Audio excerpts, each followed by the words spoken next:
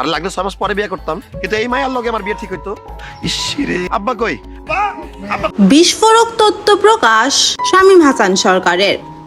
বলেন, অস্থির একটা সময় পার করেছি আমরা, যেখানে সিন্ডিকেটের কারণে কাজের কোনো সুস্থ পরিবেশই ছিল না।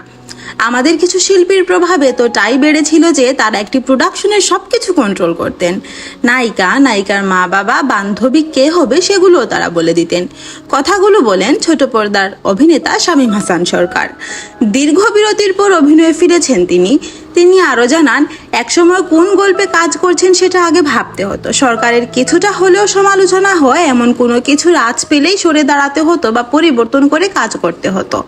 তবে এখন আর সেই ভয় নেই। সম্প্রতি শেষ করেছেন টাকার গরম এর শুটিং।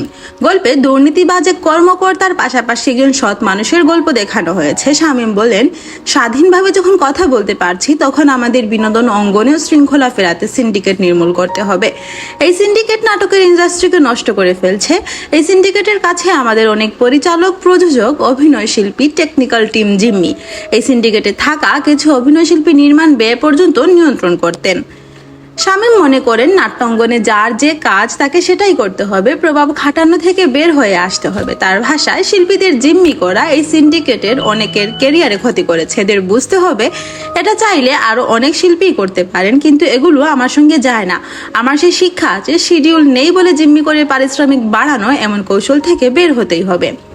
তিনি আরো বলেন, তিনি আশা করছেন এখন তরুণ অভিনয় শিল্পীরা অনেকেই নিয়মিত হবেন। তারা যথেষ্ট স্মার্ট, এই তরুণীরাই সংস্কার আনবেন। এটা সৃজনশীল কাজ।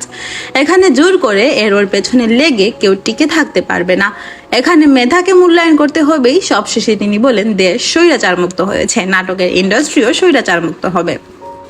শহীদুল নবী পরিচালিত টাকার গরম নাটকে শামীম হাসান সরকার ছাড়াও অভিনয় করছেন তানিয়া বৃষ্টি। Thanks for watching.